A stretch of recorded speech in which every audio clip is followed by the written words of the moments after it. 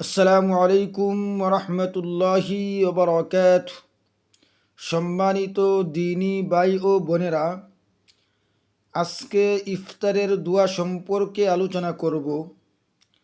মুআজ ইবনে Zuhra রাদিয়াল্লাহু তাআলা আনহু থেকে বর্ণিত, তার নিকট হাদিসটি পৌঁছেছে যে নবী করিম সাল্লাল্লাহু আলাইহি ওয়াসাল্লাম ইফতারের সময় বলতেন, আল্লাহুম্মা লাকা সুমতু ওয়া আলা রিজকিকা আফতারতু।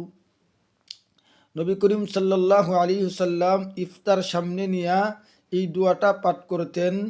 আমরা সকলেই এই দোয়াটা পাঠ করব। দেখেন, এর বাংলা উচ্চারণ নিচে দেওয়া আছে। নবী করিম সাল্লাল্লাহু আলাইহি ওয়াসাল্লাম এই দোয়াটাই পড়তেন, আল্লাহুম্মা লাকা সুমতু ওয়া আলা রিজকিকা আফতারতু। এর অর্থ হচ্ছে, হে আল্লাহ, আমি আপনার উদ্দেশ্যে রোজা পালন করেছি এবং আপনার দেওয়া রিজিক দ্বারাই ইফতার করেছি। এজন্য আমরা সকলেই এই দোয়াটা পড়ব ইফতার সামনে নিয়ে। কারণ নবী করিম সাল্লাল্লাহু আলাইহি ওয়াসাল্লামের হাদিস থেকে পাওয়া যায়।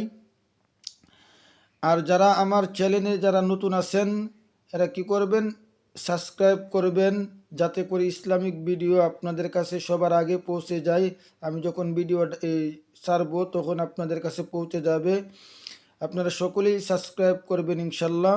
আর সকলেই মনোযোগ সহকারে আপনারা এই দোয়াটা পড়বেন। আল্লাহ রাব্বুল আলামিন সকলকে এই দোয়া পড়ার জন্য তৌফিক দান করুন। আমিন। ওয়া আখিরু দাওয়ানা আলহামদুলিল্লাহি রাব্বিল আলামিন।